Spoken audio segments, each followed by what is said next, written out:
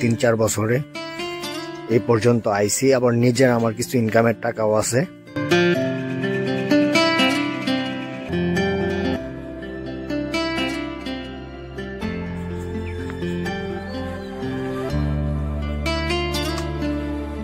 যেগুলো হচ্ছে বাছুর, এটি হচ্ছে বাচ্চা।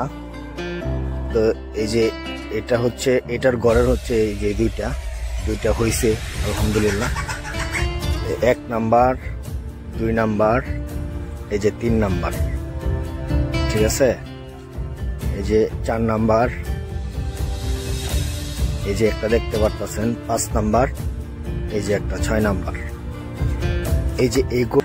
তো এখন আমি এখানে প্রায় 3-4 বছরে এই পর্যন্ত আইছি। আবার নিজের আমার কিছু ইনকামের টাকাও আছে। এই পর্যন্ত আইছি। আমার জন্য দোয়া করবেন, আমার বাবা মার জন্য দোয়া করবেন।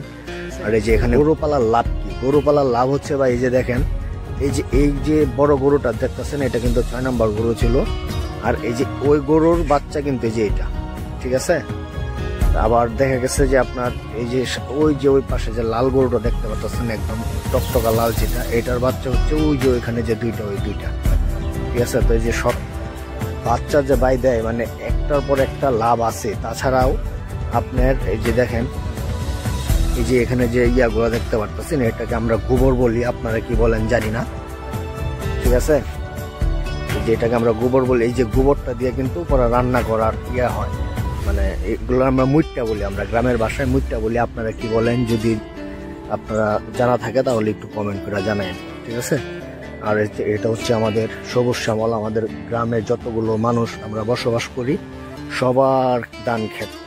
আর ওই যে আমার বোন হাঁটতে হাঁটতে বাসায় যাইতেছে, আমার ছোট বোন, ঠিক আছে। এই যে এই গরুগুলো পালার যে কি লাভ, একমাত্র গরু যে পালে সেই বলতে পারবো।